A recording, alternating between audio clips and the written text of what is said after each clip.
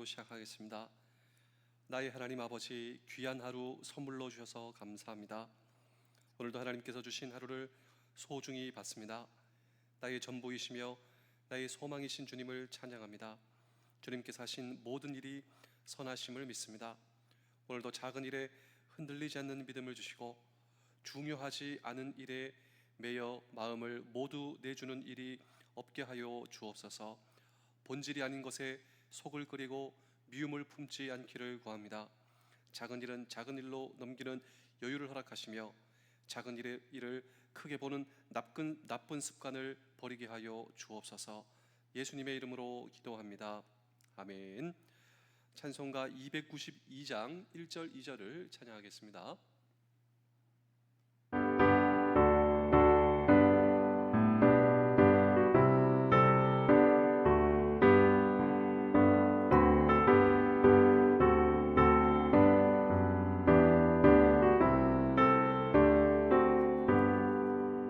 주 없이 살 수 없네 죄인의 구주여 그 귀한 몸의 피로 날 구속하소서 구주의 손으로 흘리신 보혈이 내 소망 나의 위로 내 영광 됩니다. 주 없이 살 수 없네 나 혼자 못 서리 힘없고 부족하며 지혜도 없도다 내 주는 나의 생명 또 나의 힘이라 주님을 의지하여 지혜를 얻으리. 성경 말씀 로마서 6장 4절입니다. 그러므로 우리가 그의 죽으심과 합하여 세례를 받음으로 그와 함께 장사되었나니 이는 아버지의 영광으로 말미암아 그리스도를 죽은 자 가운데서 살리심과 같이 우리로 또한 새 생명 가운데서 행하게 하려 함이라. 아멘. 오늘 성경 본문 로마서 6장은 예수 그리스도께서 십자가에서 죽으신 이유, 그리고 죽으신 예수 그리스도께서 부활하신 이유에 대해서 로마서 6장은 우리에게 말씀하고 있습니다. 여러분 한번 생각해 보실까요? 예수 그리스도께서 십자가에서 우리를 위해 죽으시고 다시 사신 이유가 무엇이라고 생각하십니까? 한마디로 말하자면 로마서 6장 4절의 말씀을 다시 한 번 더 읽어보겠습니다. 로마서 6장 4절입니다. 그러므로 우리가 그의 죽으심과 합하여 세례를 받음으로 그와 함께 장사되었나니 이는 아버지의 영광으로 말미암아 그리스도를 죽은 자 가운데서 살리심과 같이 우리로 또한 새 생명 가운데서 행하게 하려 함이라. 자, 예수 그리스도께서 십자가에서 우리를 위해 죽으시고 다시 부활하시고 다시 사신 이유, 그것은 저와 여러분들로 하여금 새 생명 가운데서 살게 하기 위하여 예수님께서 우리를 위하여 십자가에 죽으시고 부활하셨다. 이것이 바로 성경의 말씀이다라고 하는 것입니다. 그런데 또 이 성경에 보시면 전혀 반대의 이야기가 나옵니다. 살았으나 죽은 자다. 오늘 성경 본문은 진짜 저와 여러분들이 새로운 생명 가운데 살아가기 위해서 주님께서 나를 위해 십자가에 죽으시고 부활하시고 다시 사셨다. 그런데 성경에는 이런 사람들이 나온단 말이죠. 우리 요한계시록 3장 1절의 말씀을 보실까요? 사대 교회 사자에게 편지하라. 하나님의 일곱 영과 일곱 뼈를 가지신 이가 이르시되 내가 내 행위를 아노니 내가 살았다는 이름은 가졌으나 죽은 자로다. 정반대죠. 그런데 예수님께서 십자가에 나를 위해 죽으시고 다시 사신 이유는 이것이 아닙니다.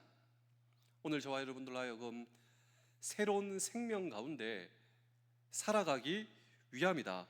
여러분, 주님께서 부활하셨다라고 하는 것은 부활의 사건으로만 끝나는 것이 아니라 주님 한 분만으로, 그 부활의 사건으로 끝나는 것이 아니라 주께서 부활하셨다라고 하는 것은 부활의 주님을 나의 구세주로 믿고 따르는 저와 여러분들이 동일한 부활의 능력 안에서 살아갈 근거가 되었다라고 하는 사실인 것입니다. 그렇다면 오늘 우리는 부활의 능력 가운데, 새로운 생명 가운데 살아가는 이 성경의 놀라운 비밀이 세 가지가 나옵니다. 저와 여러분들로 하여금 내가 살았으나 죽은 자로 살아가는 것이 아니고 주님께서 부활하셨다, 이것은 그 부활의 능력 가운데 나도 새로운 생명 가운데 살아갈 수 있다, 이 성경의 놀라운 비밀이 세 가지가 나옵니다. 그렇다면 새로운 생명 가운데, 부활의 능력 가운데 살아가는 이 놀라운 성경의 비밀은 무엇인가 라고 하는 질문을 오늘 우리는 이 성경 본문 속에 던지고 함께 주의 음성을 들을 때, 첫 번째로 우리가 이미 죽었다라고 하는 사실을 알아야 한다라고 하는 것입니다. 이상하죠? 내가 살아있는데 아니 무슨 죽었다라고 하는 사실을 알아야 하는가? 그래서 성경이 놀랍다라고 하는 것입니다. 이것은 저와 여러분들이 죄에 대하여 죽었다라고 하는 사실을 알아야 한다라고 하는 것입니다. 주님의 부활은 주님께서 부활하셨다, 이 사건으로 끝나는 것이 아니라 부활의 주님을 구세주로 믿는 저와 여러분들의 인생 가운데 부활의 능력을 체험하는 삶을 우리도 살 수 있다. 그래서 우리 로마서 6장 2절의 말씀을, 로마서 6장 2절의 말씀입니다. 그럴 수 없느니라 죄에 대하여 죽은 우리가 어찌 그 가운데 더 살려. 저와 여러분들이 무엇 가운데 죽었다고요? 예, 죄에 대하여 죽은 자다. 우리는 죄에 대하여 반응하지 않는다. 우리는 죄 짓는 일에 대하여 죽은 자다. 그러므로 혹시 오늘 어떤 유혹이 내 삶 속에 몰려오거든 오늘 이 성경 말씀을 붙드셔야 됩니다. 맞아, 나는 죄에 대하여 반응하지 않아. 나는 죄에 대하여 죽은 자이기 때문이지. 로마서 6장 3절입니다. 무릇 그리스도 예수와 합하여 세례를 받은 우리는 그의 죽으심과 합하여 세례를 받은 줄을 알지 못하느냐. 이것을 알아야 한다고. 나는 죄에 대하여 죽은 자다, 이 사실을 오늘 저와 여러분들이 알아야 한다라고 하는 것입니다. 그래서 여기에 강조된 단어가 세례입니다. 세례. 이 세례는 베프티즘, 오늘 저와 여러분들이 세례를 받았다, 이 세례를 바로 베프티즘이라고 하는데, 이 세례를 가장 현실적인 단어로 바꾸어 쓸 수 있다면 동일시하다, 소위 아이덴티피케이션, 동일시하다, 이것이 바로 세례의 현실적 의미다라고 하는 것이죠. 더 쉬운 말로 표현하자면 연합하였다라고 하는 뜻입니다. 세례는 연합을 가리키고 있습니다. 누구와? 그렇습니다. 세례는 예수 그리스도와 나와의 동일시, 아이덴티피케이션, 그리고 연합. 예수 그리스도께서 십자가에서 내 죄를 짊어지시고 그분께서 죽으셨을 때 나도 죄에 대하여 죽은 자다, 이 말이죠. 예수님께서 내 모든 죄를 짊어지시고 그 죄에 대해서 예수 그리스도께서 무효도 만드셨기 때문에 내 죄를 위하여 죽으신 주님과 함께 나도 죄에 대하여 반응하지 않는 우리 주 예수 그리스도와 연합한 자다. 이것이 바로 성경의 말씀이다. 그렇습니다. 계속 이것이 반복되고 있는데 로마서 6장 3절의 말씀을 다시 한 번 더 보실까요? 무릇 그리스도 예수와 합하여 세례를 받은 우리는 그의 죽으심과 합하여 세례를 받은 줄을 알지 못하느냐. 6장 5절도 보시겠습니다. 만일 우리가 그의 죽으심과 같은 모양으로 연합한 자가 되었으면 또한 그의 부활과 같은 모양으로 연합한 자도 되리라. 여기서 보시면 합했다, 연합하였다. 다시 말하면 우리는 예수님의 사건에 동일시되었다. 우리는 예수님의 사건에 연합되었다.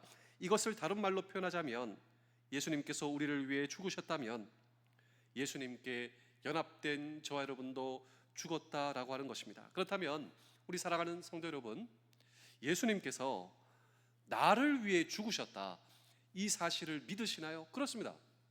예수님께서 나를 위해 죽으셨다. 그러므로 그분이 십자가에서 나의 죄를 짊어지고 돌아가셨을 때 그를 믿는 제자들은 모두 한 사람도 예외 없이 다 함께 그와 더불어 그 안에서 함께 죽었다. 그래서 오늘 성경에는 우리라고 하는 단어가 계속 사용되고 있어요. 우리, 이 우리가 누구인가? 나와 예수 그리스도의 연합, 나는 그분과 합했다. 여기서 질문이 생깁니다. 우리가 죄 가운데 죽었다면 어떻게 나는 죄 짓는 일에 살아있는가? 정말 그렇지 않습니까? 나라고 하는 존재는 왜 죄 짓는 일에 그렇게 나는 살아있는가? 오늘 이 성경의 진단에 의하자면 아직도 내가 죽었다라고 하는 사실을 모르기 때문이다. 그래서 알아야 한다라고 하는 것입니다. 제가 마지막으로 한 편의 이야기를 들려드리고 오늘 설교를 마치겠습니다. 세계 2차 대전이 끝났습니다. 일본은 패전국이 됐죠. 더 이상 싸울 필요가 없고 이제 일본 군인들은 자기 나라 이제 고국으로 돌아가면 될 문제였습니다. 근데 전세가 불리해지니까 필리핀의 그 섬에 정글로 숨어 들어간 한 명의 군인이 있는데, 이 군인이 전쟁이 끝났다라고 하는 소식을 모르고 계속 그 정글로 숨어 들어가서 1974년 그 정글 속에서 발견되게 되었답니다. 한 30년 동안 숨어지는 거예요. 그러니까 불도 못 피우고 사람들의 시선을 피해서 어떻게 보면 두려움 가운데, 그 비참한 가운데, 열악한 환경 가운데 혼자 30년 동안 숨어 지냈다라고 하는 것입니다. 물어봤습니다. 당신 왜 그랬는가? 전쟁은 이미 끝났는데. 근데 그분의 대답은 황당했습니다. 한 가지를 몰랐대요. 뭘 몰랐는가? 전쟁이 끝났다. 나는 이제 자유다.